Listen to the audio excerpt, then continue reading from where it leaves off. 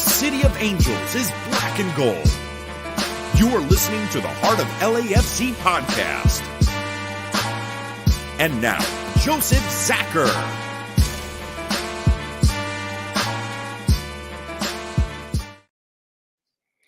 Greetings, Los Angeles. Welcome to episode 282 of the Heart of LAFC podcast. For this one, we're going to call it 13 hours for very obvious reasons. We'll definitely get into the odyssey that was the trip of Denis Bouanga and the heroics involved with him as well. It's a jam-packed one. There's a lot of stuff to talk about, so the crew is definitely assembled. We've got Bam, we've got Tony, and we've got Araceli straight off the plane from New York, ready to report on everything that happens behind, not everything, let's be honest, behind the curtain at the Great Oz of New York, MLS headquarters. But she's going to give us some heads up, of course, and of course talk about, LAFC 2 and MLS Next Pro. So the crew is here. We're ready to go. Let's get into it right away. Bam, how are you doing, sir? I'm doing all right. Just getting over this cold that I ended up catching during my week off, going to see Cypress Hill and seeing Ecuador play. So, but besides that, doing all right. If you get a chance, go see Cypress Hill.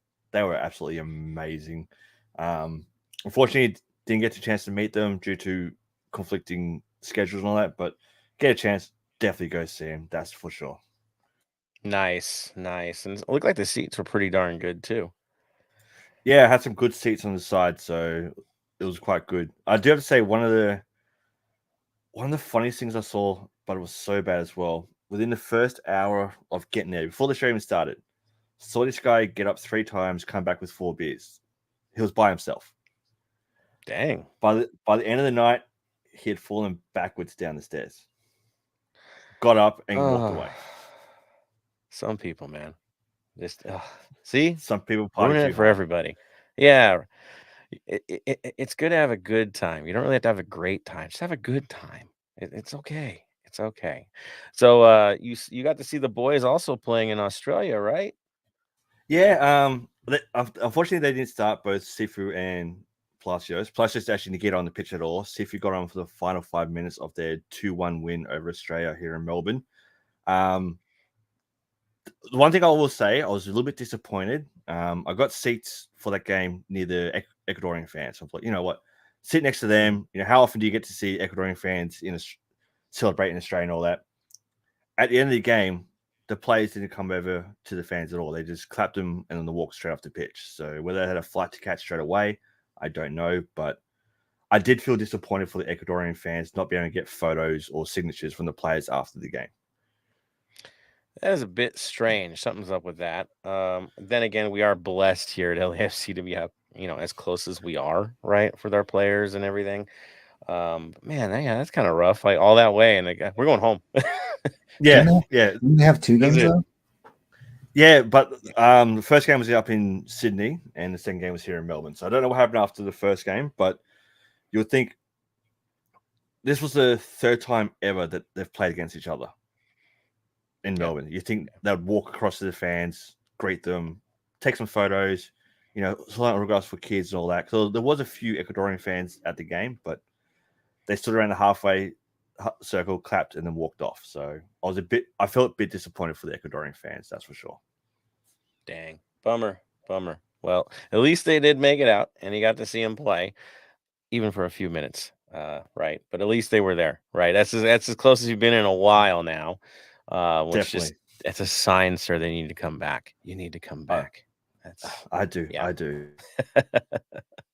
So that's right, everybody. We're starting a collection, the BAM Fund. I'm kidding. He will find a way.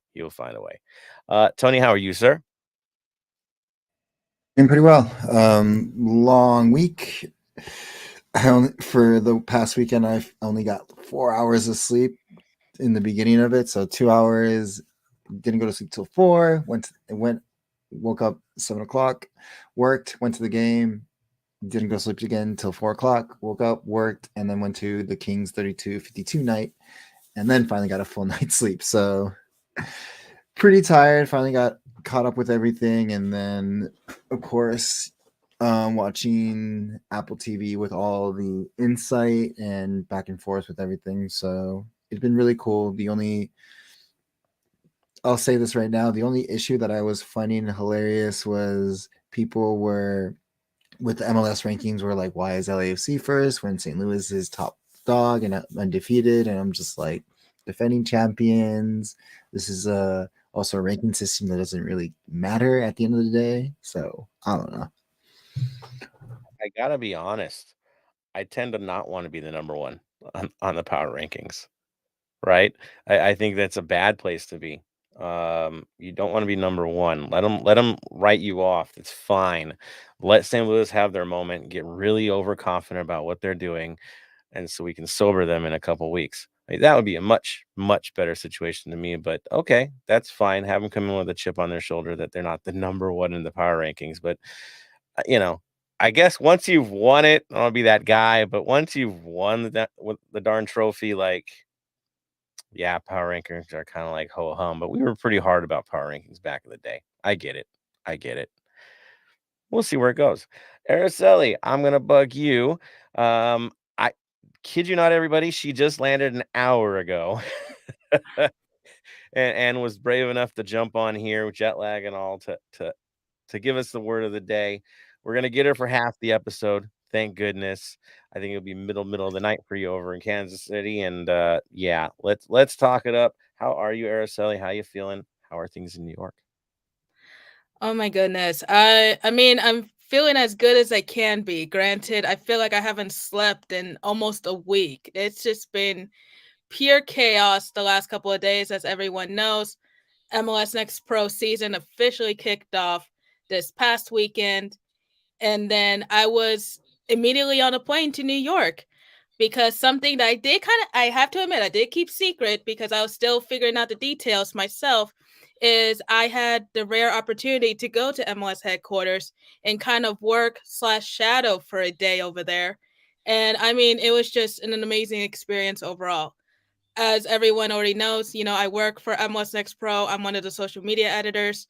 So just to get that rare opportunity to actually be with the team in person was fantastic. The office was great. Definitely a lot of, MLS memorabilia to look at. I think every club was kind of equally recognized in a sense. And then, of course, being the office, I did get a couple little goodies, like this one, for example. I Yes, I have to show it off. I'm sorry. I was absolutely thrilled when I got it. And like I said, it was just a great experience overall, and I can't wait to go back one of these days.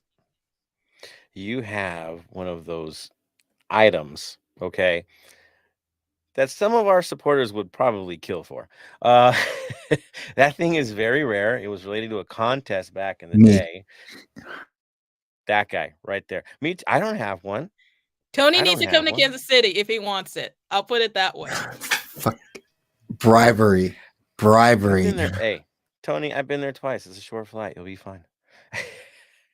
It's Hey, it's a worth the fun trip. city. You'll have a great time, okay? That's what I'm saying. People just don't get it. They live on the coast, think it's all cool, and dude, Kansas City, sleeper, man. I'm telling you, it's a great place to visit. It really is. That's why I've been multiple times because I dig it. It's cool. But it looks great. I dig it. You got the Lotteria card. I noticed Pele Soccer, we were kind of in the front. Of course, we were. Champions get that treatment. But yeah, how are things looking in terms of the MLS Next over there? How are they approaching things? How are they feeling about this first games, really, to have pretty much everyone on board? I think as of right now, the overall feeling is fairly positive. I mean, in terms of our coverage and how the new teams are performing.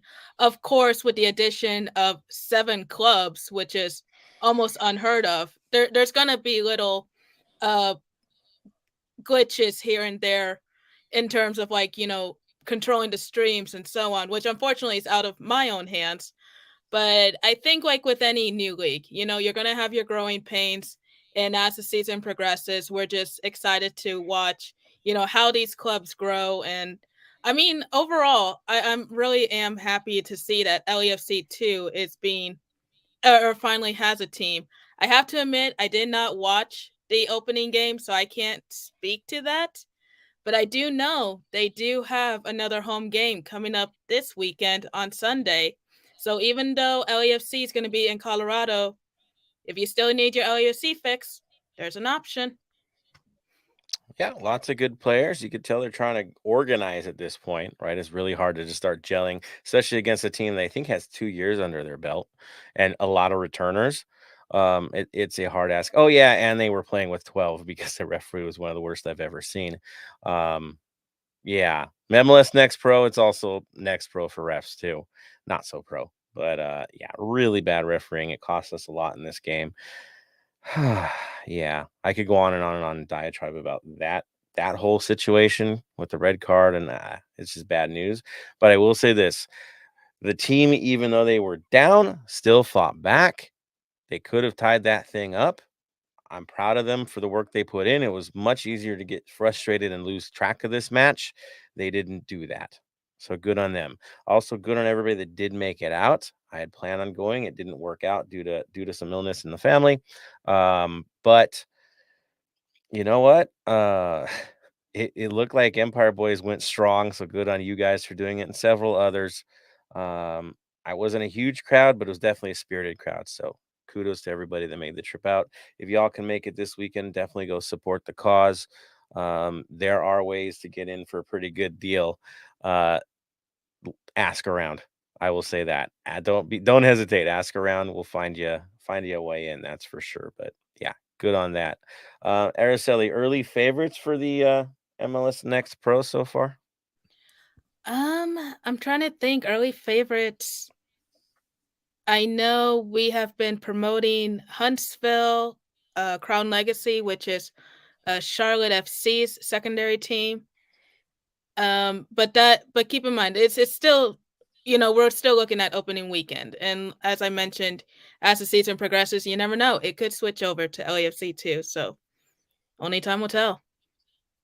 Yeah, we got time. And we'll cover them a little bit more as the trend starts coming about. We kind of get used to the players as well. Um, it's busy times, that's for sure. I know Araceli's going to cover us well on it too, and give us some good insight as she always does. We can't wait for the information, and thank you, Araceli, for doing what you do. We're like beyond proud of you. It's cool seeing it at the league offices. It really is. I'm going to move it on to the game and the moment. I know everyone here wants something to say, especially with Denny Bouanga and his incredible journey. If you didn't know, which what LAFC doesn't know at this point, Denny Bouanga did 18 hours of travel time. We on the show listed him as not being available because not even the club shared that he was going to make this amazing trek back. The dude shows up at about 6:58 p.m. for a 7:30 game, shows up for warm-ups, dressed, ready to go, straight from the airport. He must have had a great sleeper cabin. I don't know. He got some good rest on that plane because he came out for the second half, and y'all saw the history that he made. I think it's amazing. I've never seen a player do that in this league before. Quite literally no one. Usually you get the day off, they rest you like, hey, you played for your national team 2 days ago. I know Maldonado is also dressed too, so kudos to them. But you can see there's a little bit of a different buy-in with our side lately, and this was one of those things. I'm going to throw it to you, Bam, because you know this madness. Go for it. I want to know, how did you get from LAX to the stadium in that short period of time? Get through customs, get through all that. How did you make that? Because I want to know who you booked to get all that done so I can book that as well, because that was amazing. I think he probably has TSG, or like, what is it, like the pre-check already over. So that's one that go faster. Two, like the stadium's only like technically a 10-minute drive, 20-minute drive with a little bit of traffic, and then with traffic it's an hour drive. So him being late from there, that makes about sense. Yeah, because that was ridiculous. I mean, I need that same treatment too. So I think the last time I went to an LAFC game, it took almost an hour and a half, and I stayed near LAX. So what's the secret? If you know the right side streets, you can make it happen. Because I've done that before. If you know the back way in, you'll be fine. You'll be fine. You just have to be willing to go off the beaten path. right? Don't just follow what Waze tells you. Do your thing, right? Know your maps without the digital side of things, and you might find your way. Trust me, there's a lot of quiet streets that you can use. So whoever did it, shout out to them who got Denny to the game on time, because again, we are where we are because of what this man is doing for us right now. Yes, the entire team has been playing well under crazy circumstances, but Danny Bouanga is on a different level, and it's showing this season more than I think any of us expected. We knew he was going to go off this year. We were expecting him to go off this year, but at the level he's at, man, just enjoy the ride, everybody. This is gonna be fun, and keep singing for him because he's obviously eating it up.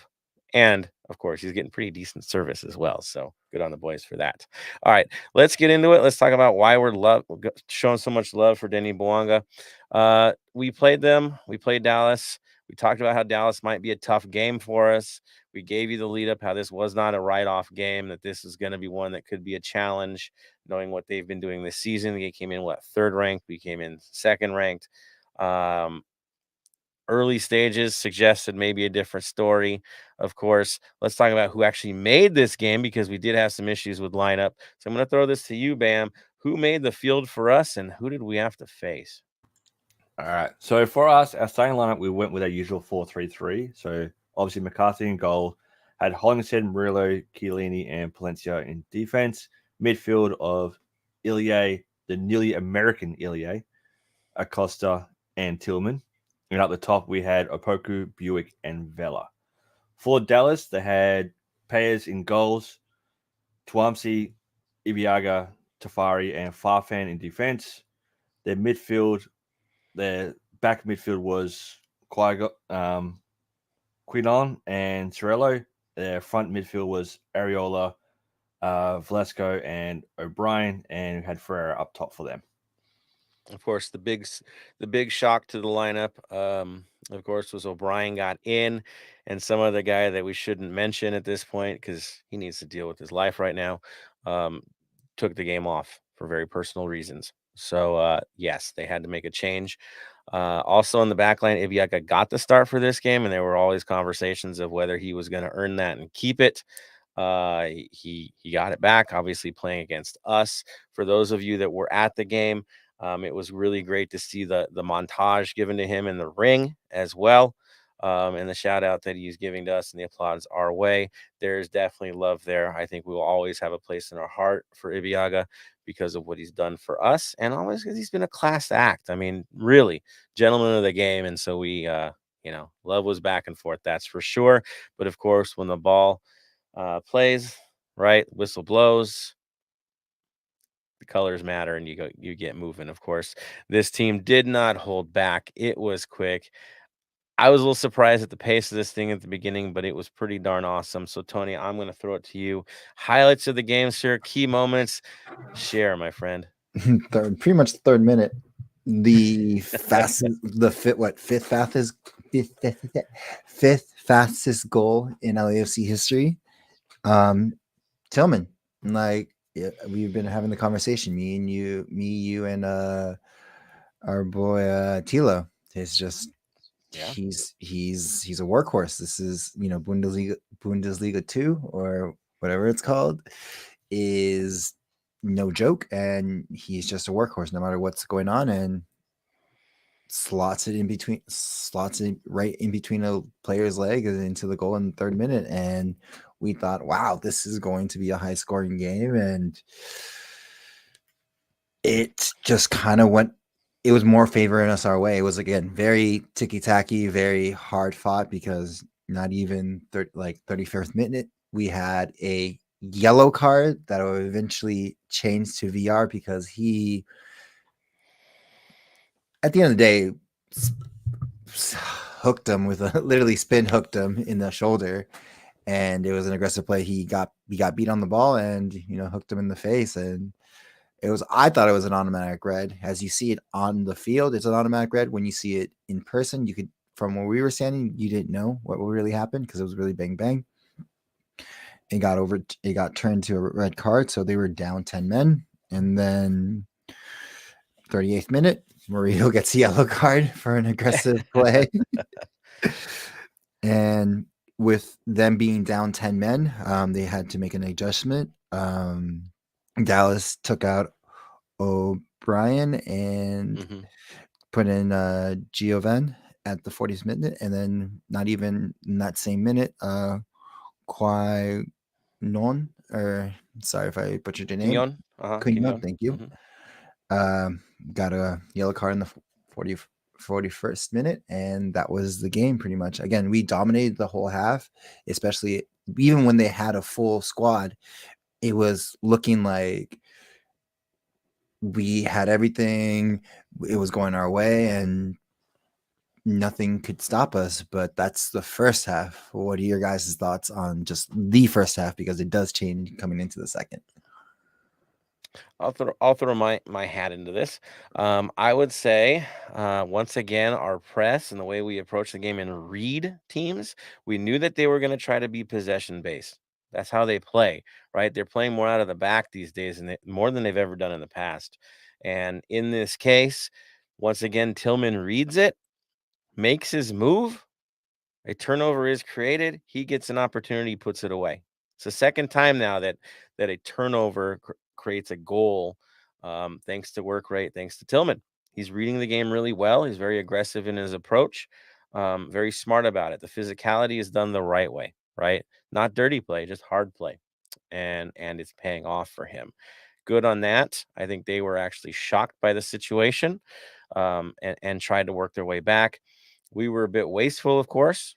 We have been for a while now, and could have made this thing pretty much done with in the first half. But again, didn't get that chance to really capitalize on the red card. And they got out of a half. They escaped the half. That's what they did. Your thoughts, Bam? For me, we played exactly how I thought we'd play for the first half. Them getting a red card, I do have to say, I liked that Lucas, the referee, gave a yellow first, because you don't want to be straight away red card and have to overturn the red card. I'd rather go yellow than upgrade it to a red card via VAR instead of going backwards. I personally prefer that. So give the yellow card to begin with, then go into his ear. I'm a fan of that. Although he was a bit card happy this game, I did find that he let the flow of the game go a lot more. He'd always go back and give a card if need be, or give a card where it was there. I think he has been one of the better refs that we've ever had. And although he's only done very few MLS games, I think he's up at about 35. If he keeps going how he's going, a lot of teams will be happy with him. And for that, with the way that he controlled the game, it let both teams play a lot better. So I think that we played really well. Flow is essential, and this ref allowed for it. Again, this was a heavyweight fight. I don't think fans really understand the level that Dallas is at this year. They are going to be a contender. They are going to be someone we might have to face as a Western Conference Finals. Reality check here. Okay, it's them in Seattle, and yes, St. Louis is flying right now, but reality will set in for them. It's a long season. We all know if you go crazy in the first half, tend to run out of gas in the second half. They're new. They don't get that yet. Trust me, they're playing every game like a playoff game, and it's showing. That's why they're doing what they're doing. Not to take away from it, but that's the truth. Dallas and us, we've got some familiarity. We know how this goes. So expect to see them more. Expect them to be a problem when we go over there. Yeah, we got the best of them. We'll talk about that in the second half. But yeah, a little was taken away because of that red card. Okay, a lot was taken away from this heavyweight fight.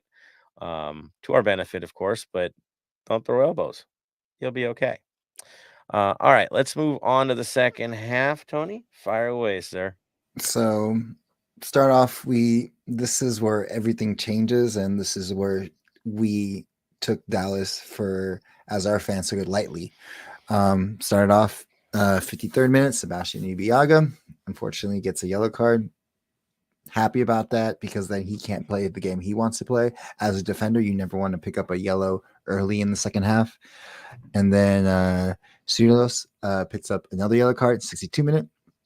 And then we had 2 substitutions, 65th. One, Aaron Long for Murillo.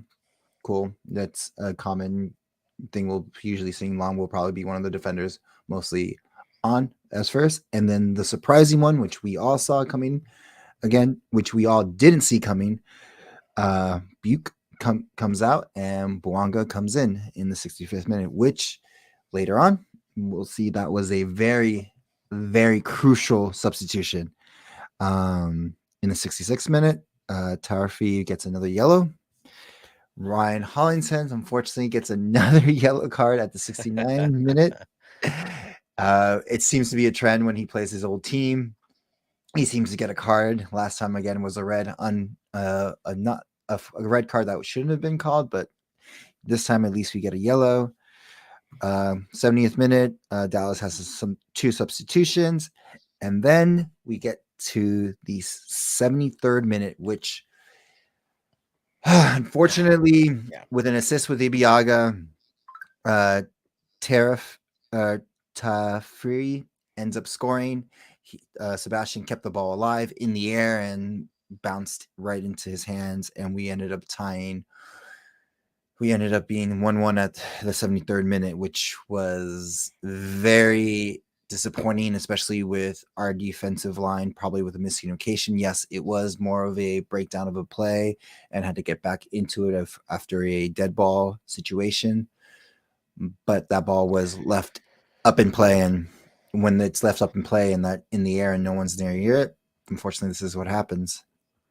I mean, there's a few things that we need to mention regarding this. One, replacing a center back in a game is never a fun situation, especially if you're put under pressure, because there's a certain communication that you build through a game, a speed of the game that you're starting to figure out, and the minute you throw a guy into that tornado of of play, they now have to quickly figure it out, do their homework, and make it happen.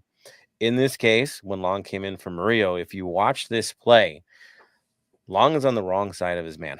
He just is. He got cut inside on the play. Again, he's had maybe 5 minutes on the field, and he gets beat on the play, and the goal falls. Really unfortunate situation. The rest of the game, he seemed pretty darn stable to me, but he got beat within 5 minutes of getting onto the field. That's what I saw from it. Maybe I'm seeing things. Araceli, you were watching it. It did look like he pretty much missed his mark, right? So I have to admit, I did not watch the game since it was opening weekend for Next Pro, so I was really preoccupied with that. But from looking at the highlights, I mean, I was really impressed with Tillman and Bouanga's goal. And I could just only imagine, the type of match, and from how you guys are recapping it, it sounds like it was a great fight. It's definitely one of those that I need to catch up with, especially, ahead of this weekend's matchup with Colorado.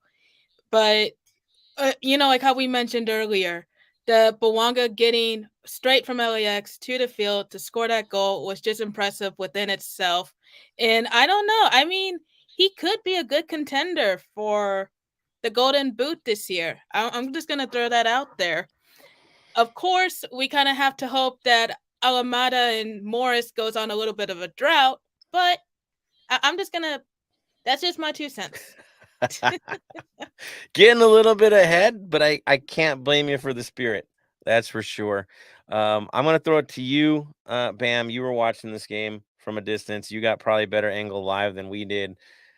Thoughts on the Dallas goal? Dallas goal.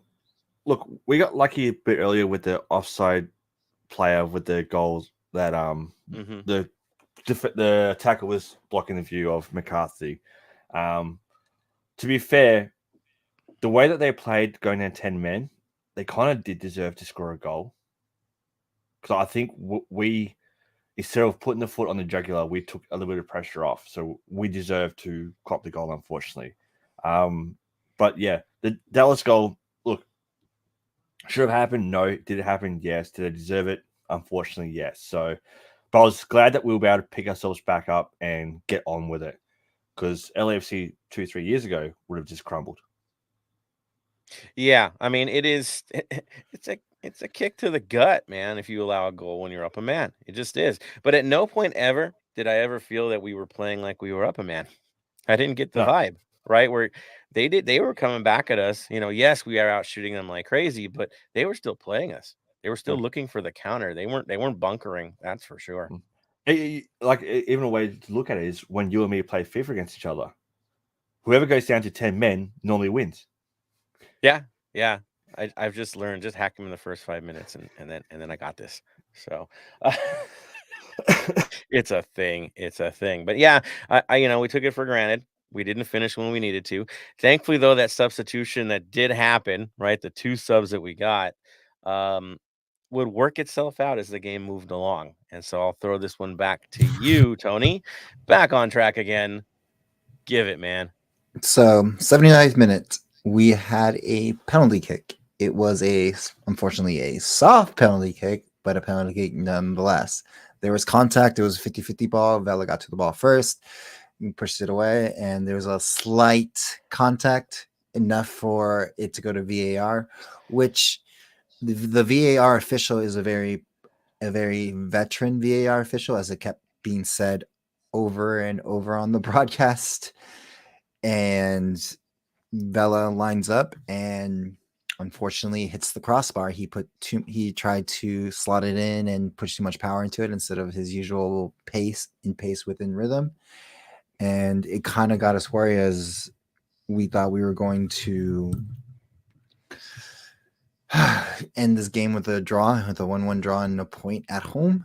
But in the 84th minute, on a corner kick and a broken down play, Bouanga, in the interview, as he said, passes the ball to try to get it into the box from Chiellini, but ends up scoring through the legs of the goalkeeper. And yeah, pretty much. Yeah, and Ibiaga.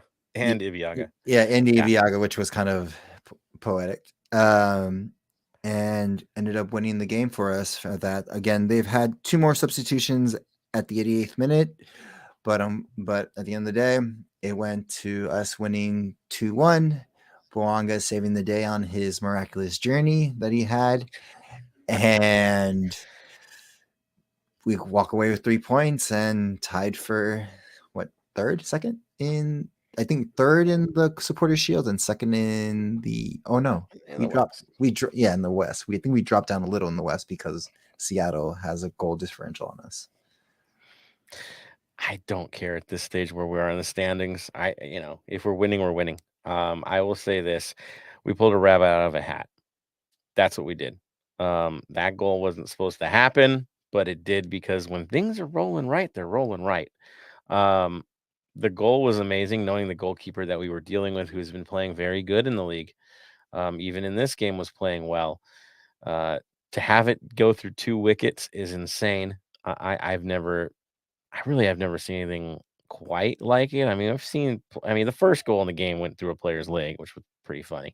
That both happened to be Megs, but a double Meg, that's just on another level. Bam, have you seen anything like that before? That was pretty wild. That was when the ball went in the back of the net. I'm like, how did it get through? How did it get through 2 players? Yeah. Then you see it from the angle where it goes through the double nutmeg. You're like, okay, keeper, hang out your gloves, just retire. That's it. Just give up, walk off into the sunset. He never saw it. Saw it. He saw the back of his players' numbers. That's what he saw. He saw a streak of Ibiaga. That's what he saw. And that's all he saw, because he was right in front of him. There was no way he saw anything. And of course, everybody, including Bouanga, was looking to cross that thing. Let's be real about this. So they were all looking to cover space, cover people, including the goalkeeper, who was cheating a bit because he figured the ball was going to pop out there. And then then he's in trouble, right? He's got to commit. And so he's already moving his body weight that way when it all goes wrong. And it was a beautiful kind of wrong. Araceli, I'll throw it back to you. Your thoughts on that goal, and also your thoughts on Vela missing another penalty, because that's been a little bit of a trend, hasn't it, over time? Unfortunately, it has been a little bit of a trend. I do agree with you on that one. And, like I mentioned, I watched the highlights at least, but in seeing that Vela missed that penalty, it was one of those like, how? just kind of how moments. But hey, I mean, at the end of the day, they pulled it off, got the win, and the goal in itself was definitely great. I mean, I have to watch it again, but from what I remember, it was definitely one of those bangers. It was. I mean, whether he intended to do that or not, I would never admit otherwise. Take it, run with it, enjoy the goal of the week. Which I don't think he won goal of the week, but yeah. Uh, goal of the season for us so far. That was pretty darn special. And let's let the train keep going, you know. Tony and I got the best view of it, I think, from the group since it was right in front of both of us.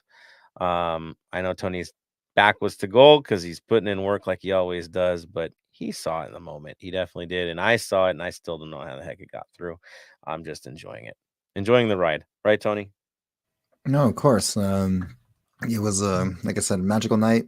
Shout out to all of the women who are in the Capo San and held it strong. I hope it that leads to eventually on our side, because I know there's on the other Capo Sands they do have women there, but someone from BA Crew, TSG, or someone love the excitement and authority of it and wants to jump in with us, and so we can promote women's strength that we have in the North End. But that goal was spectacular, and honestly, well, I'll wait till the breakdown of the whole game to explain why this is a good thing and a bad thing.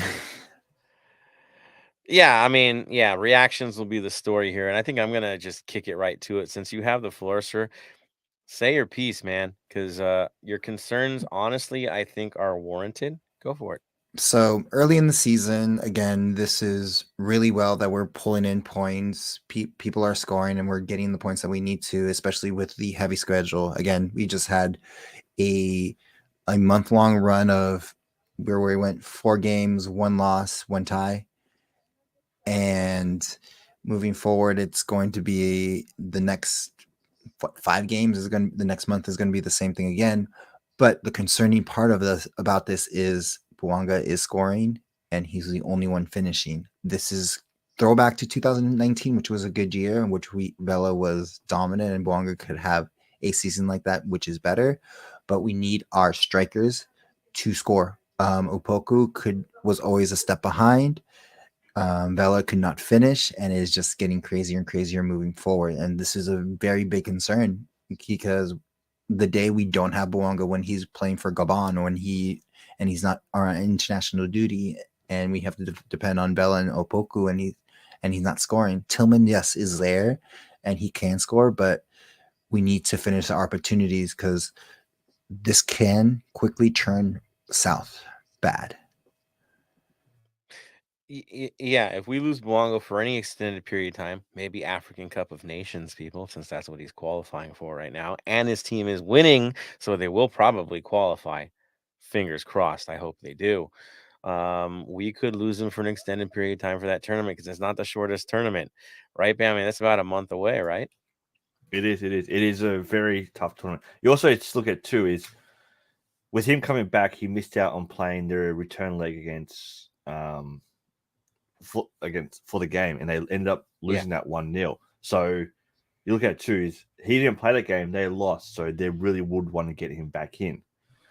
And that he did play the game. He came in second half. He did play 2 days before. Yeah, he did. Yeah, but 2 days after he played for us, Gabon played again in the return leg. Okay. He missed out on that game. Yeah, on the return leg, and they lost that game, the return leg. Oof. That's so bad news. So at the moment, give me one moment. I'll let you know how they are going. Yeah. I mean, they're still in it. It's still happening.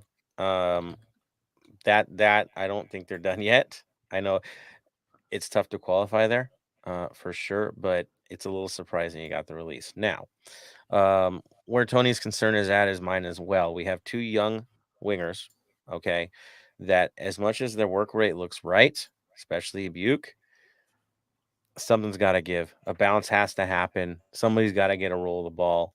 Because if we keep doing it this way, what's going to happen is the lesser skilled teams, the lesser profile teams, the Colorados and Vancouvers of the world, hack. I mean, let's be honest. If this one guy's hurting you, why would you waste time on him? You'll go after him. That's what you do if you don't feel there's another weapon that's going to hurt you, right? You're going to take those risks. You're going to get edgy because, well, what do I care? The other guys aren't getting the job done. So I'd rather mark that guy all day than this guy. Simple as that. And all of a sudden you see both of our skill players up top getting hacked because the young guys aren't stepping up. As good as they play, as lovely as they play, at the end of the day, the point is to score more goals than the other guys. And if they can't get that job done, we have a problem. I get that. It's nice to win.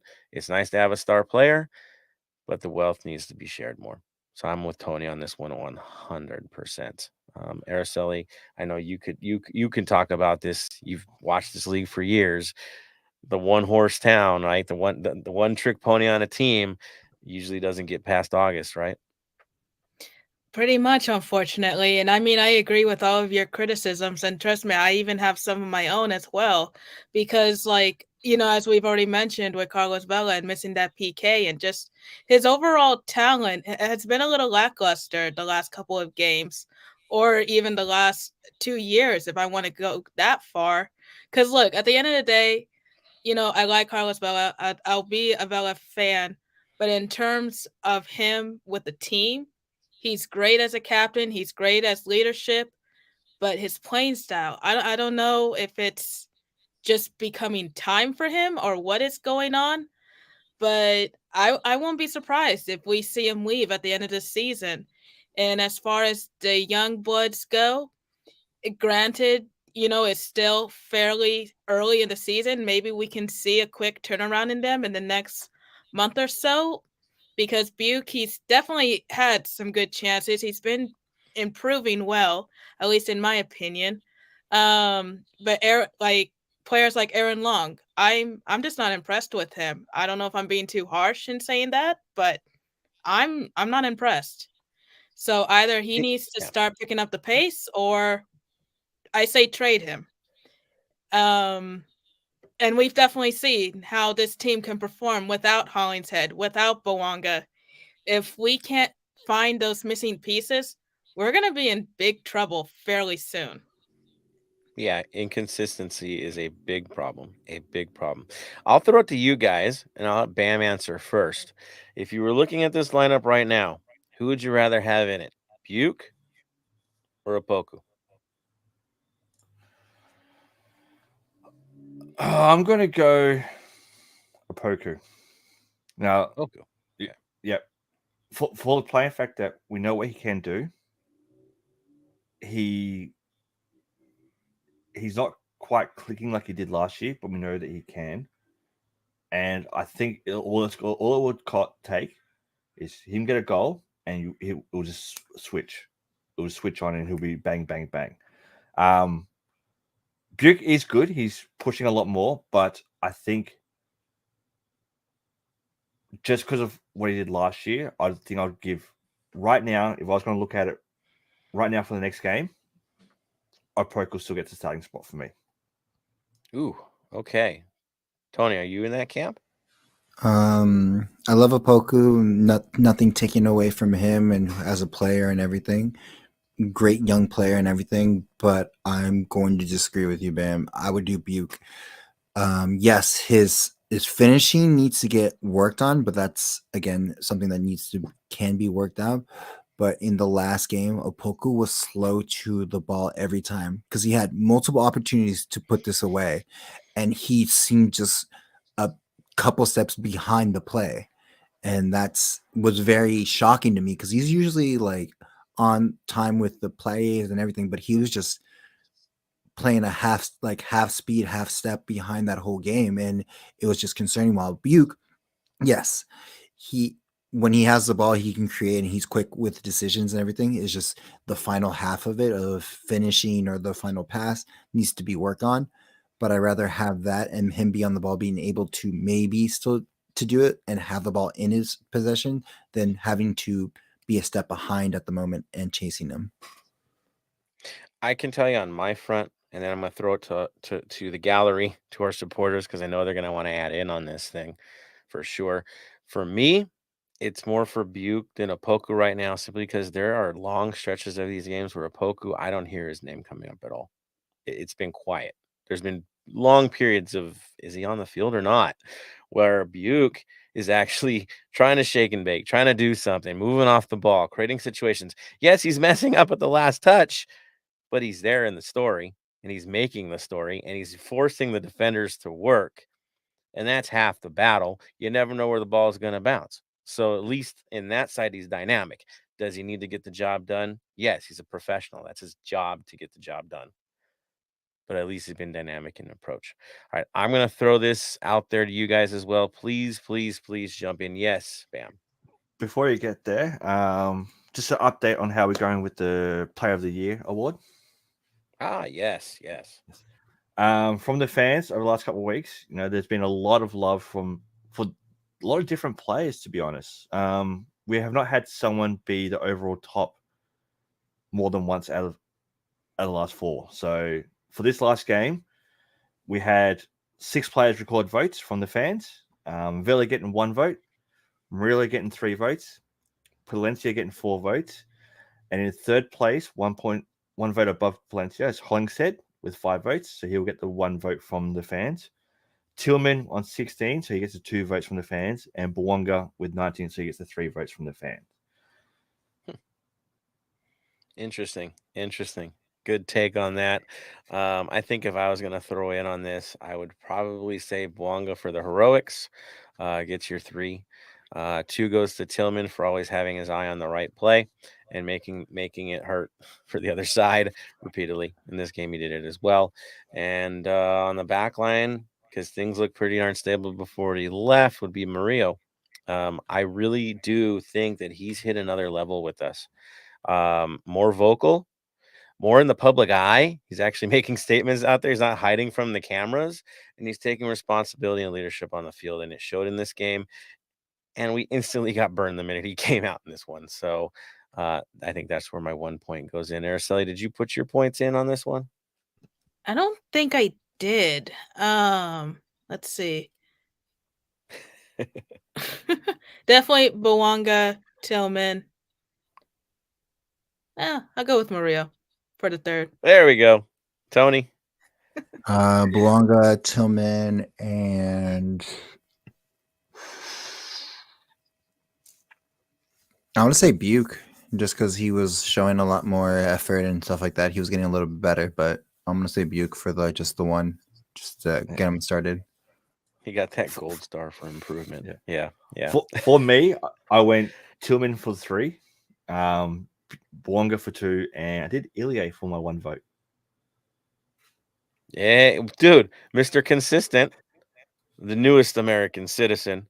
Yeah, I know. I didn't put him on there for the ranking, but we don't win any games without him. Let's be honest. We don't go very far. Real talk. Yeah, we all know. Everybody knows at the end of the day that he's the glue, right? But yeah, let's throw it out to everybody. Let's get their comments. I know you guys have been chomping at the bit, so let's see here. LOL Trash Can Man in the mix. It's Jibble on here as well. Dave Gomez on here. Good seeing you on here, Dave. Yeah, ready for his fix. I hope we're doing our job tonight on that end. Louis V as well. Good evening to you, sir. Nice to see you there. Daniel Angel says, tuned in 5 minutes late because I'm running around packing for the away day. And Tony is talking about little sleep. Don't remind me, I'm only getting 5 tonight because my flight is super early tomorrow morning. Shout out to you, sir, for making an away day out of Commerce, Colorado, because I've been there and it ain't the greatest place to visit. Yes, Denver is there, but Commerce, oh boy, it's kind of out of all things fun. Sorry, Commerce, but Commerce is Commerce. Unless you like dead grass surrounding the air. I don't know. It wasn't pretty. It wasn't pretty. Araceli knows it's not a pretty place to visit. All right. Daniel Hill says you can miss the pod stream. Always catch us on the recording, and of course, always throw a like, people. Let's see. Ox is in the mix, coming out of Kansas. All the love from Kansas. Dig it. Louis V throwing out the 42 originals. Yes. When we get into the song choices, there's definitely one of my choices that is dedicated to the 42 originals. And so we will definitely discuss that. Fast track, yep. And let's see. Dave Gomez says Boanga will win the Golden Boot. Can't argue with you there. Daniel Hill, 3 points to Denny B. 2 points to Denny B. 1 point to Denny B. The love is here. This is Los Angeles. We love our stars, right? Showtime is showtime. I get it. I dig it. It's cool. Yes, we didn't bring it up in the breaking news, but it is breaking news. Thank you guys for bringing this one up. Who do y'all think the new signing is going to be? Bam. What do you think, sir? We all pretty much know who it's going to be, but if I could choose, and as I said on the Black Army chat, it's me. I'm the new signing. I'm coming over. Yeah, but no, we all know who it's going to be. We need it to be as well for depth reasons. Yeah. No bogus responses. Wait, bogus? Yeah, maybe that's what it is. It's Lewandowski, right? It's Poland, so Lewandowski. Well, I mean, maybe this guy will help us get Lewandowski down the line when he's like 45 and doesn't feel like killing every league that he plays in. Just saying, and winning leagues wherever he goes, right, Tony? Winning leagues wherever he goes. Sorry, Tony. I almost made him cry. I'm sorry, man. So we'll have it down the line, but it's all good. It should be bogus. We think it's bogus. Bogus? I just like Steve Buick. I'm gonna butcher his name until they tell me the right way. So there you go. Trash can, what position? Yeah, midfield. And Daniel on Hill also mentions bogus. Probably bogus, but he'll tell us himself if we get the hat tilt real soon, right? I'm figuring on this. All right. Daniel Hill says, even with a dip in PK 2 to 3 of the season, Vela is still above average. Sure, that's seemingly not enough for a player's class, but the boost it gives when he's on the score sheet outweighs the bad. No. We need him out there. I don't think there's any question about that. I do think, and I'll throw my hat into this. Yeah, I want somebody else taking penalties for the moment. He's missed too many for me. That's just me. Otherwise, we need him out on the field. We do. It's the little things that you don't see on the TV, the movements off the ball, the way he makes the players around him better. If it's a drop in form, it's because he's fatigued. Let's be real. He loves it here. But this has been a lot of games in a short amount of times on older legs. Mm-hmm. Yeah, go for it, Bam. That being said, too, after watching the LSU 2 game as well, I think both sets need to sit down and work on penalties. Yeah, true. Very true. Yeah, something's up with that. Mm-hmm. Something's up with that. Um, All right.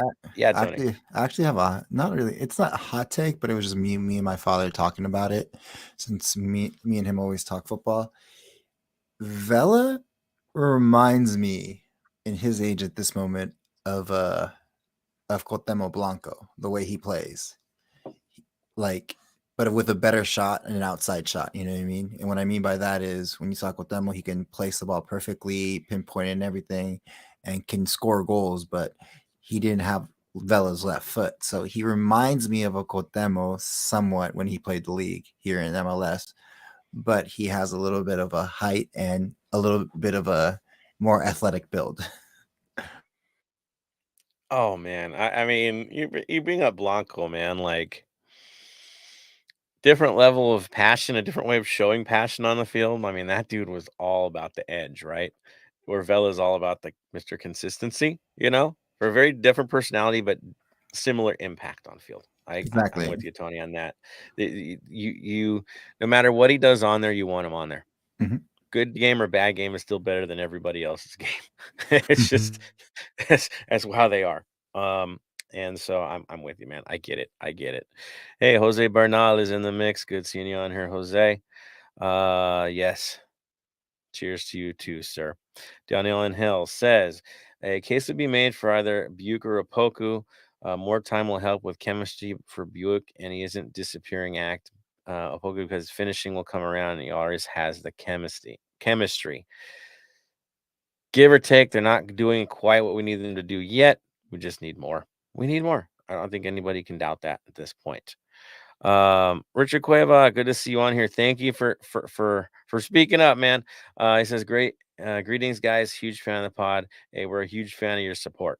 Honestly, we love all you guys for coming on here late nights, adding your 2 cents into it, giving us another thing to talk about. You always got fun topics for us to chew on. Keep it up, guys. We're gonna have a second round of this as well as we get into the preview of the next match. So do not hesitate. Jump in, folks. Good on everybody here. All right, let's get in this. Let's transition. You know what we always transition to at this time. That's right. Community news. You have the floor, Tony. What is going on in the community, my friend? A lot of watch parties. Let's just say this. This one, before when we didn't have that many, we have a lot. It took me a while to figure it out. So we'll start out with TSG at Beer Gardens, as usual. The game starts at 6:30 and the address is at Beer Gardens. The address is 206 Northwestern Avenue, Los Angeles, California. It's going to be a good time. TSG always has fun. Next, well, we just going to have to keep moving on. And Empire Boys will be at Sports Nets Pizza. They will actually start at 6. Again, game time is at 6:30, but they will be starting at 6. Address is 1820 North Co, California, 92860. And we move on to Cuervos, which would be at Best Ball. It's I think they might do a football before the game. I saw that in the comments. Who knows? But it's going to be at 6331 Woodley Avenue, Van Nuys, California, 91406. And of course, Black Army, our folks, will be at our official bar, which would be Progressive Brewing at 9624 El Poche Street, South El Monte, California. And we'll be having hibachi catering this time around. So again, we always have a rotating food venue. So have fun. And then also there's a special new beer there. If you end up buying it, you may get a special treat with that too. LAO, finally, their first watch party of the season is at Los Angeles Ale Works at 1291 8 Ceres Avenue, Hawthorne, California, 90250. Expos will be at District 14 at 1837 East Street, 1st Street, Los Angeles, California. Shut up, Casey.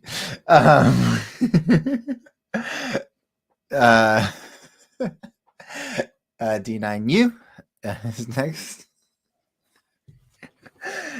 Will be at the clubhouse as usual, and also there is also an Oxnard location that just been put up. I didn't get information on that till last minute.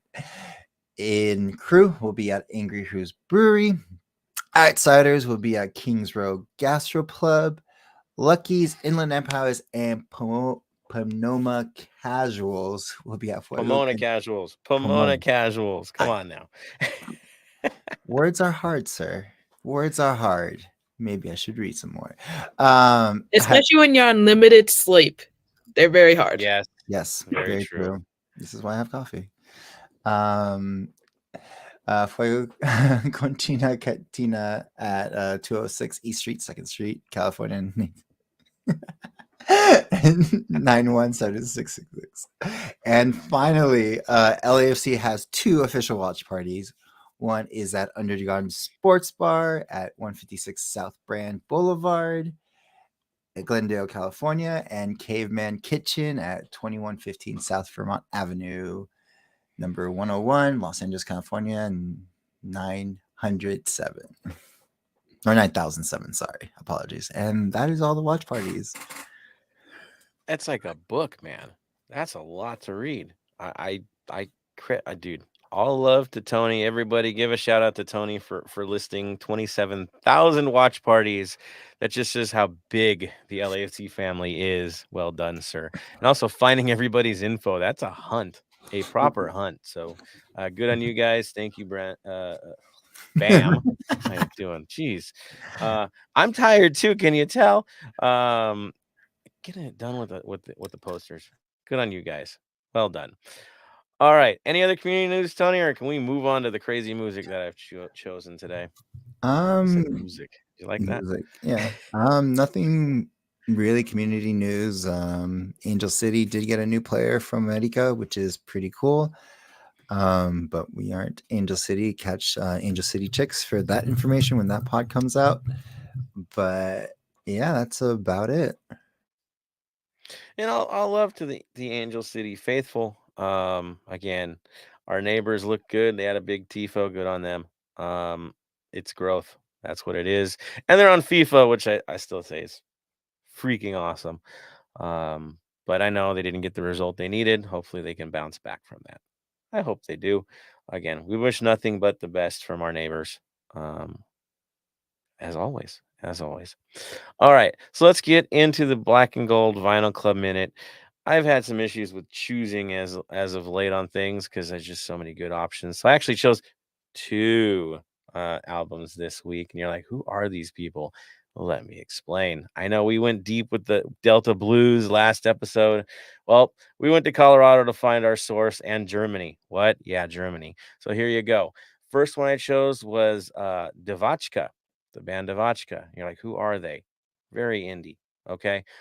Been around a long time. Just go check it out. The album I choose was Una Volta. Came out in 2003. Trust me, it's a cool vibe. You might like it. It's a little different. The reason I chose that album is they have a song called Commerce City Sister. I know, Commerce City, where we're playing this weekend. I thought it was a fine match. Again, it's a Colorado band, so what a choice.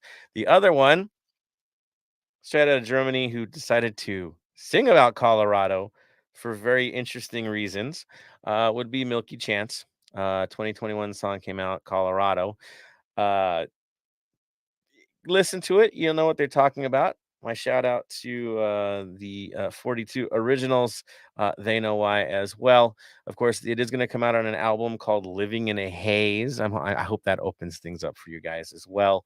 That'll come out later this year. It's a catchy song. I dig the song. But those are my two choices since we are going up to Colorado.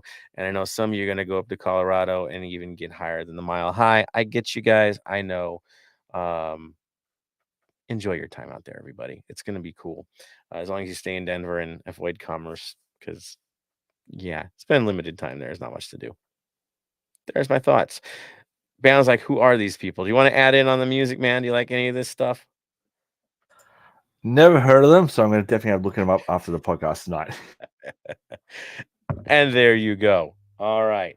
You guys can toss in as well if you know what I'm talking about, but enjoy the music, everybody. Get your Colorado vibes going before we go out there and kick their butts. So let's transition, of course, and who do we have to beat? That's right, the Colorado Rapids. Bottom of the basement. Yes, Araceli.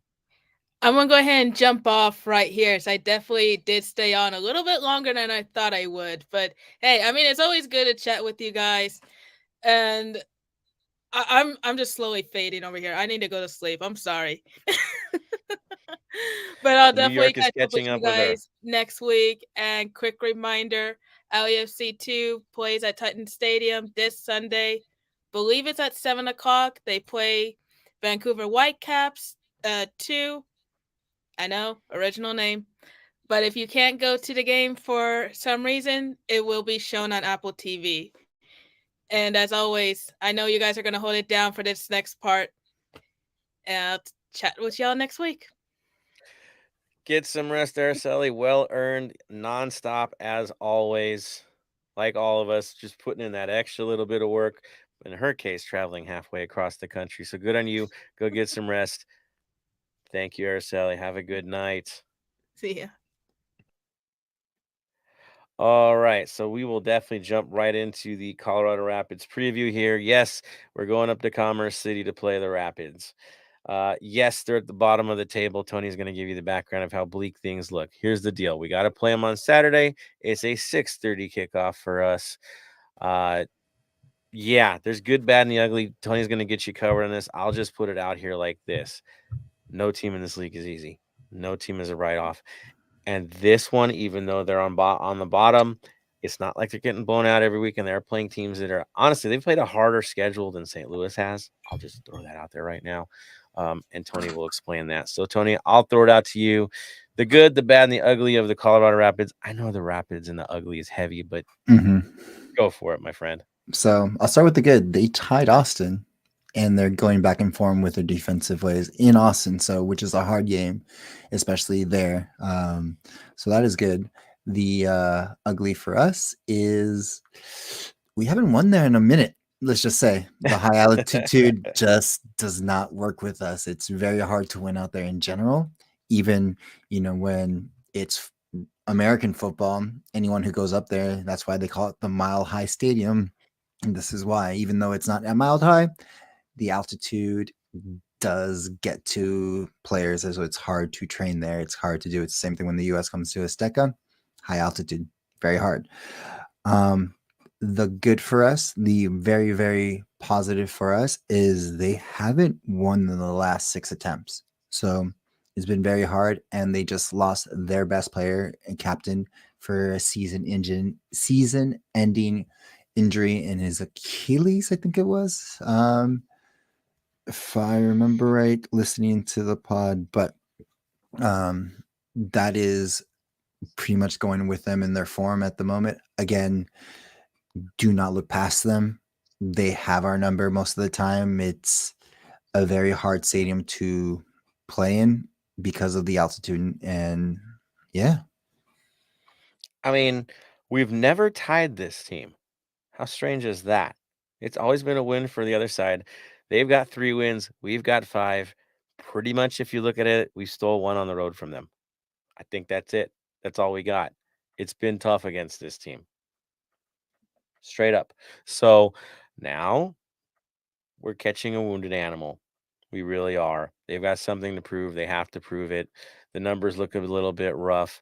Talking of schedule, as Tony mentioned, they tied Austin. Their losses have been 2-1 to Minnesota United. That's not a blowout. Minnesota's pretty strong this year. San Jose in San Jose. Yeah, we've lost there before, guys. Let's be real. And got their butts kicked by Seattle, which if you watched that game, and we mentioned it in the Seattle preview, that was a comedy of errors. They were super unfortunate in that game, and it wasn't about their play on the field. It was just wacky moments that cost them bad in that game. I think we're dealing with the team less about being really bad. They're not a very good team, but their record doesn't really show how much skill they do have. They're not that bad. They're not going to end on the bottom of the table. I'll throw that out right now. They will not end where that, right? Right, Bam? Definitely. And you also look at it too. They drew 1-1 with Austin last game while missing Rubio and Yappy, who are on international duties. Yeah. Kept it close. Yeah. Dude, this is not going to be easy for us. Looking into key players, Tony, who's their leading scorer right now? I muted for a second. Sorry. Their leading scorer at the moment is Basket. Or Bash. And Cabral. Yeah. Tied for a ground total of 1. 1. That's brutal. 2, That is brutal. if you combine them together. 2, but 1. There you go. And then Michael Barrios has 2 assists. Again, goals have been hard to come by for these guys. That is one thing. Bam, do they have anybody missing from the roster this week? Yeah, so outs that are still going to be out, obviously Jack Price, Bombito, and Yaya Torre. They're out. Questionable from the last game was Gersbach, Galvin, and Beitashaw. Our mate Beitashaw, he was questionable. So I don't see them coming back for this game. So they are definitely a little bit of walking wounded, which explains things as well. Now, looking at the match against Austin, they ended up fielding a 3-4-3. Again, limited roster, so I think they're looking at this lineup, it's not going to look quite the way it was. They had Yarbrough in goal. You'd expect him to be in goal again, right, man? Definitely. Before you get into that, me personally, I think they're going to field the Minnesota starting lineup. That's going to be theirs starting lineup. Okay. Because now the international is back. So for me, I think the Minnesota will be a more closer lineup to what they'll have out there, which was a 4-3-3. So had Mhm. Yarbrough in goal, Abubakar, Maxo, Wilson, and Markinich in defense. Nicholson, Max, and Ronan in the midfield, and Bassett, Yappy, and Barrios up top. I think that's going to be more closer to what they field against us. I'm with you on that. I think that's exactly what we're going to see. If those players are healthy, they're the ones taking the field. And I'll be honest, I mean, this roster right here is not a pushover. It's not. I know we've made Abubakar look terrible at times. We really have. But we've also been on that field where they've torn us apart. So I would not write this team off at all. The weird one, where do you think Kevin Cabral fits into this, right? They spend crazy money on this guy. I don't know why. Crazy buy on my side of it. Does he break in on Ronan's position, or is he going to be a super sub? I think it's going to be a super sub. So the last game against Austin, he was a super sub. He came on in an 82nd minute for Bassett. The game before that, when they played Minnesota, he also was a sub. He came on in the 83rd minute. So I see him coming on in the last 10 minutes. So I think there might be a little niggle with him. So Something's he off. might come. Yeah. He might come on for the last 20 minutes. I don't see him starting. And then Jack Price is out, correct? Is he out? Correct. Yeah. Yeah. Yeah. He's out for the season. That's brutal. I mean, really, that probably explains why they are where they are. I mean, Jack Price to me is one of those game changers that always found a way to hurt us. Always had a good read on what we were doing. Not having him is going to be a big issue for them. So we'll see. They're again in transition, trying to figure out their lineup. They have inconsistencies, but this is possibly their strongest lineup they're going to field over the last few games. So expect the unexpected. Remember how bad it was for us the last time we were there. It's not going to be what you think it is. Now, looking at our game, and we've been talking again and again and again as to what we have available. This is one of those few games where we pretty much have everyone available. Bam, is there anyone missing from the lineup? I don't think there is there? Just the one that we all know is going to be missing for a little while to go. Yeah. Max is Max. Yep. We know it's going to be a while for him. I will say it was great. So Tony and I actually got to see him. I shouldn't say too much about this, but we did see him training on the field at the bank while the supporters were doing setup. Really in a good mood. Really had some positive things to say about where he's at. Again, I'm not going to quote him because again, it's his personal recovery. But I will say a smile on Max's face is a smile on all of our faces. I'll put that in there, and I'd expect him to be back sooner than any of us expect. But yeah, definitely still time to go, and there is no hurry on getting a man back from an injury like that. So I'll throw that little nugget in there. But otherwise, bam, that's it, right? Okay, That is correct. Yep. Yeah, that's correct. Good. All international players should be back. So the question is, do any of them start? That is the big question.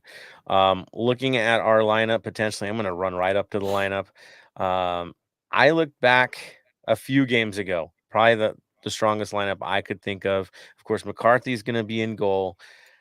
I'm going to bet on Murillo and Chiellini for this one. I know Chiellini's not going to go a full 90, guys. Let's be real. This is Colorado.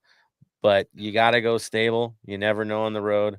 I would say Hollingshead and, of course, Palacios back into the mix. Why would it not be that? See, that's what Chiellini is going to sound like in about the 80th minute up in Colorado. I'm just going to say that right now. It's going to be like that for him.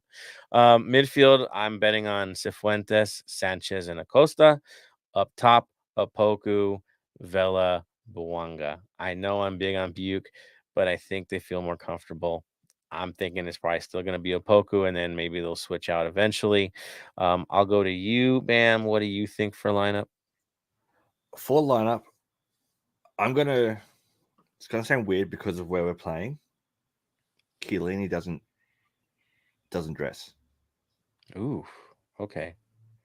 I'm gonna say, obviously, put Palacio back in. I'm gonna go Long, Murillo, and Hollingshead in defense. Midfield, I'm keeping Acosta, Ilie, and Tillman. I think Tillman had a great game last time. He can start with Sifu on the bench. Up top, Bwonga, Vela, Opoku. I think those three together just gel a lot more than Buick, Bwonga, and Vela. So, but I can see Opoku coming out 65th minute for Buick. Yep. So you just brought up an interesting debate, and I'm going to throw this to Tony. There's now a conversation for starting lineup in midfield, and a real conversation, not against anybody here, but your two constants, right? It's Acosta, Sanchez. I don't think you're going to doubt that.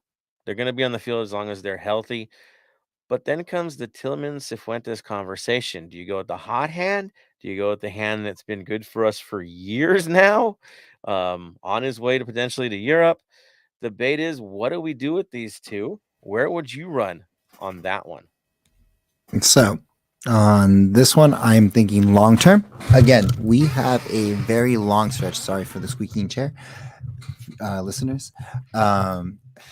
So we have a very long month because again we have to turn around and go to Vancouver. So I think I say we do Tillman starts this game, and Sifu starts for Vancouver because Sifu is flying back from Australia, and as Bam would know, Australia is not a 13-hour flight; it's more of a 20-hour flight, maybe more.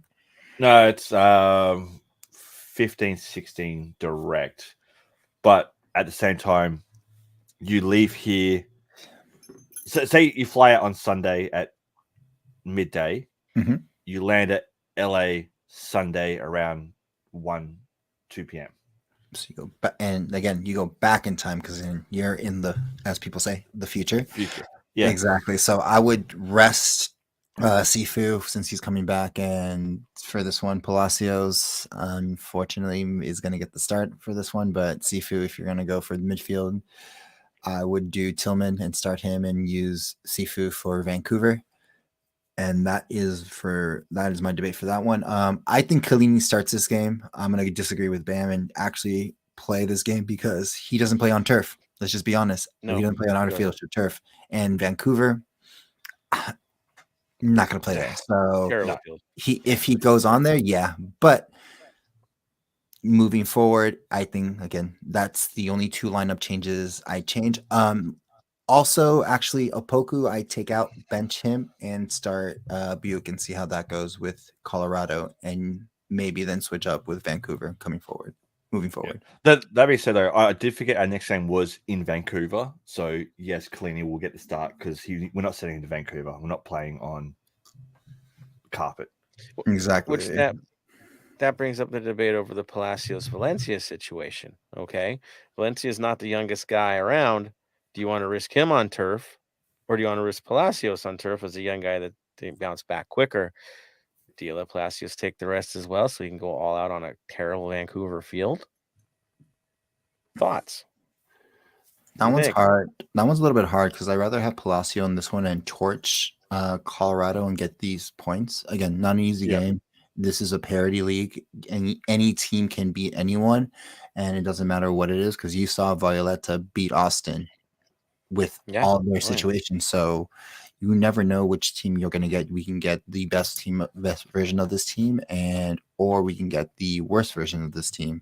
So I think I would try to get Palacios and just kind of use them because, again, this turnaround is just 4 weeks because right after Vancouver, we have Austin. Right after Austin, we play Vancouver in our home. And then we have the Derby with Carson right after that. So there's a lot of turnaround. And if we move on, we're going to have to do this again.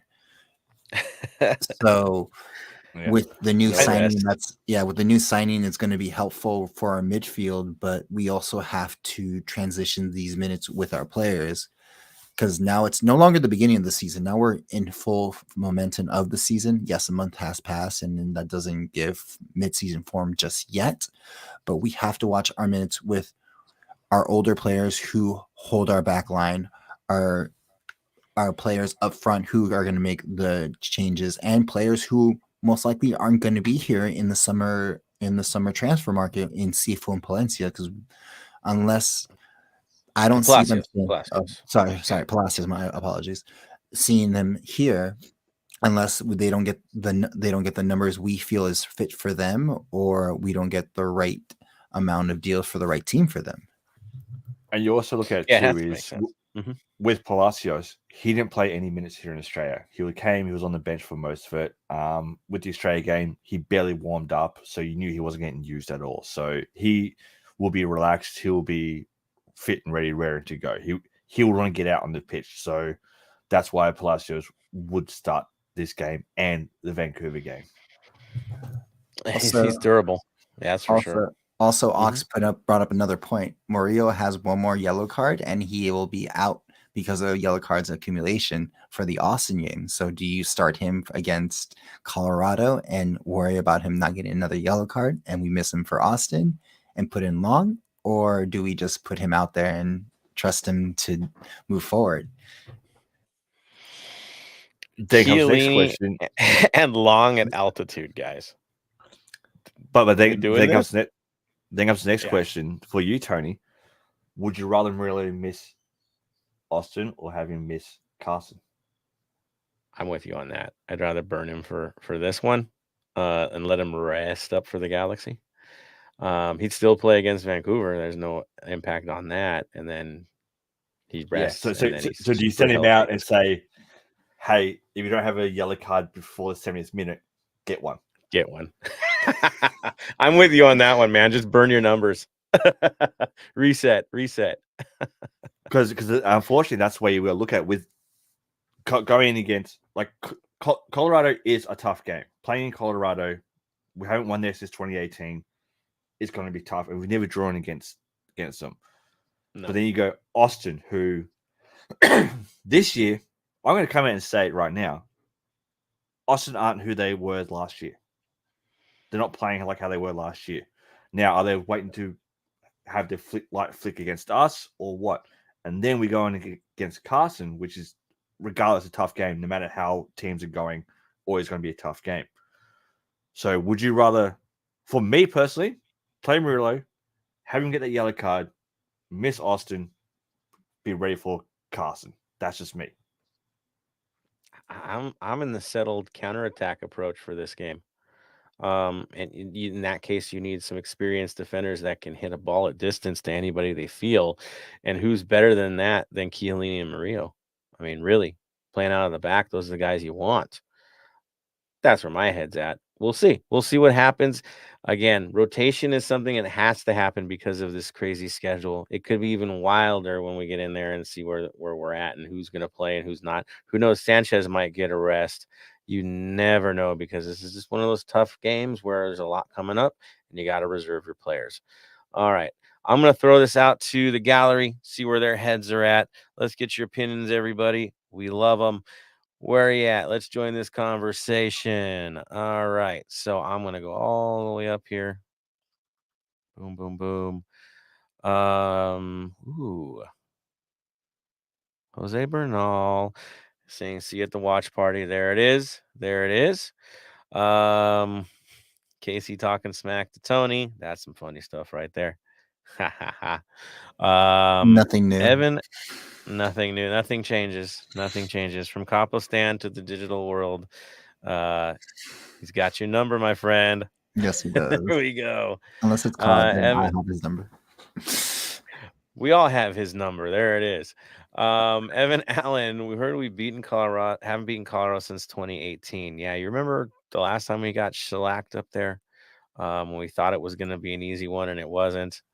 It's always hard. So the last time we beat Colorado in Colorado was October 6, 2018, which was a 3-0 win over them with Zimmerman goal in the 15th minute and a brace from Diamande in the 42nd, 48th minute. That's become ancient history, everybody. Sounds funny, but it is. So there we are. And here you go. Here are some names you haven't heard on the LAFC. This is the lineup that we had for that game. Miller in goal. Beitashoa, Silva, Zimmerman, Harvey in defense. Fellhaber, Nguyen, and Kova in the mid. Vela, Dio, Rossi up top. That's wild. And I was president of 3252, so long time ago. You will hear Beta Shore though, because he is on Colorado, so you will hear Beta Oh, Shore. tables have turned. Will he play though? I doubt it. All right, Michael. He says I would start Buick over Opoku. Buick needs on-field experience, where Opoku is a proven spark off the bench. At least last season he was off the bench. I'm with you at the off the bench. I just think I see more from Buick. I do. That's me though. Michael also threw in 3 points. Bouanga, 2 points to Tillman, 1 point to McCarthy. All right. D. Velez says, boys take the win. I say 2-0. Gosh, when was the last time we got as you're looking at those stats, man, when was the last time we got a shutout? Was it that 2018 game? It was, huh? It had to be because we didn't get any other wins. I believe so. Yeah. Yeah. Ooh, tough crowd. Vela says team is looking good. Only change I would make would be a Poco off the bench. There you are. Michael was talking about another team from a far off land that we both love, but they are from a far off land. I'm debating you on that later, man. I just am. I threw it up there, but we'll see how long this lasts before he pisses everybody off. Yeah, no, I think it's going to be an instant spark for Bayern, and they'll do the business this weekend, and all will be right with the world. There's my take.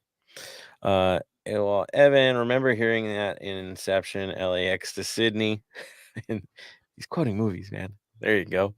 Ox says if Murillo picks up another yellow, he'll miss the match. We mentioned that against the Broccoli's, but I don't worry if he misses that match. We'll still handle the Broccoli's. Jose Bernal. He says Colorado's going to lose 2-1 to LAFC, a goal by Buick, last minute Bouanga. Because what else would we do? Dig it. I'm not gonna predict scores. You know that already. Because every time I do it, we mess it up. Shout out to Ulysses. He brought it back to BNG, and I gave him a prediction, and it cost us. I don't do these things for a reason, people. Yeah, I saw that. I saw that, and I was like, caught me "What are off you guard, doing?" man. Yeah, he caught me off guard, man. Yeah, I was on the move. What can you say? See what happens. I don't predict. All right, guys, love it. Thank you everyone for adding it in, telling us your thoughts on this match. It is going to be an interesting one. Again, I think we're going to tell you a million times over, do not write them off. This is a tough one for us. It is going to be real interesting. We'll see how it plays itself out. But the boys have to keep their guard up for this one. It's going to be physical. It's going to be hard, and it's going to be hard to breathe after about the 70th minute. That's just how it goes when you go up to Colorado. All right. So we're going to quickly jump this over into final thoughts, get you guys on your way and ready for the weekend. Tony, I'm going to throw this one over to you first, sir. Final thoughts. Final thoughts is it's opening day. My Yankees beat the Giants. Ha! Pointing over here to this person over here. Let's go. Dodgers don't really care. They are going to disappoint everyone and when it comes to October, so me. And just have fun. If you're going to Colorado, remember it is high altitude, so remember to be hydrated. You can, because you're not used to it. Drinking is a very dangerous sport up there if you're not used to it. Check up on friends and families. Tell them that you love him, her, whoever you are, whoever you care for. Just remember to say that. I just picked up a brand new good book. If you guys want to learn more about just in general world soccer from male to female, it's actually by Men's and Blazers. Very simple. The Gods of Soccer. It's really just a couple pages on the players around the world, alphabetical order. So they do a little page on each one. So it's a good little snippet on to catch up on the game if you don't know world soccer and players around the world. And on top of that, just have fun, drink responsibly, and be smart. There we go. Good on you, Tony. Thank you, sir. Always holding it down. And you know Tony's gonna be doing it at the watch party, right? You just know he's gonna handle it. Drinking And coffee. That's what I'll be doing. this guy, I'll say this, he drinks black coffee to sing. Who does that? Tony does that. It's impressive. I'm impressed, sir. Keep it up, man. It's looking good. You see, this guy handles it. It's amazing. Bam. I'm going to throw it to you, sir. Final thoughts, my friend. Final thoughts. Everyone going to watch parties. Don't drink and drive. Don't smoke and drive. Look out for each other. For everyone going to Colorado, go have fun. Enjoy yourselves. For people that are going to the LAFC 2 game, go have fun. Enjoy it. I watched the game last week because I had the day off work. It was good to watch. I'll probably be watching the game again this week. Go support our future. Go support the youth. Go support future players. And then you can say, in 10 years' time, when that player is winning the World Cup or won the Champions League and all that, say, I saw him play when he was playing for us, when he was 16, 18 years old. Also, for all those that are fans, the F1's on at the moment. They've got the free practice going on at the moment in Melbourne, Australia, my hometown. Race is 3 p.m. my time Sunday, so I think that's 10 p.m. Saturday night for you guys. So if you watch that, enjoy it. Also remember, guys, it's okay to not be okay. Conversations can change your life. Call your friends, text your friends, all that kind of stuff. Also doing some more research if you don't know who to talk to and all that. You can also got the 988 Suicide and Crisis Lifeline. It launched on July 16th, 2022. That's all online. If you need help, especially in LA, you can text the crisis text line. Just text LA to 741-741, and that will get you connected with a trained crisis counselor and all that. So if you do need help, there is help available out there, guys. So please, if you do, get help. Well said, sir. Definitely. Help is out there. And for all of us, pay attention to your friends, for sure. Be there for them. Definitely. Now, everyone heading out to Colorado, have an amazing and safe trip out there. I know I give Commerce all kinds of hell and make fun of Denver a bit. There's a lot of good stuff to do out there, though. A lot of fun, but adult fun. So be responsible in what you do out there. Again, it's the high altitude. It's the vibe. Dig it. Have a good time. Sing your hearts out. Show Colorado supporters how it's done like you always do. Shout out to all you going up there. Amazing. We've been strong everywhere. We'll keep it going again. To the rest of you going to the watch parties, enjoy it. Have a good time. Be with friends. And if you have enough energy for Sunday, go out and support number 2. LAC2's out there. They're doing their thing. Shout out to everybody putting in the work. Empire Boys for making it loud. I saw you guys. You stood out really well. Well done. Well done, all of you.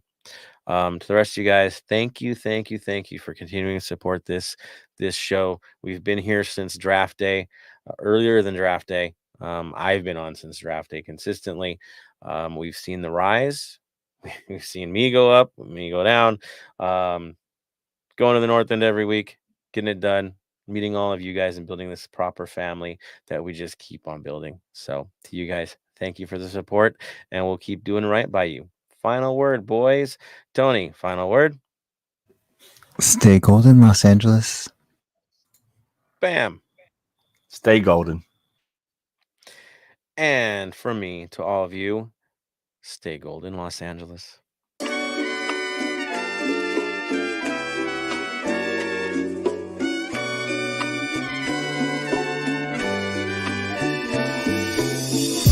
Thank you for listening to the Heart of LAFC. Make sure to leave us a rating and review on iTunes or Stitcher. Shoulder to shoulder, the black and gold is taking over.